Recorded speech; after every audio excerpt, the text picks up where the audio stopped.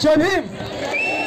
आज या 5 डिसेंबरच्या रात्री लाखो लोक मुंबईमध्ये आलेले आहेत आणि उद्या याच्या डबल लोक येणार आहेत। बाबासाहेबांनी या देशाचं भविष्य बदललं, ज्या बाबासाहेबांनी या देशाला माणसामध्ये आणलं आणि या देशामध्ये माणसाला जनावरांसारखं वागवलं जात होतं, त्यावेळेस या बाबासाहेबांनी या देशामधल्या माणसाला माणुसकी काय असते ते सांगितलं। माणसाने माणसाशी कसं वागायचं यासाठी बौद्ध धर्माची दीक्षा दिली आणि न भूषो न भविष्यती अशा पद्धतीचं धर्मांतर 14 ऑक्टोबर 1956 साली केलं आणि तुमच्या आणि माझ्या जीवनामध्ये प्रचंड मोठा जो आज बदल झालेला आहे, जे एक वेगळं तुमच्या माझ्या पूर्वजांनी अनुभवलेलं आणि आज आम्ही अनुभवतोय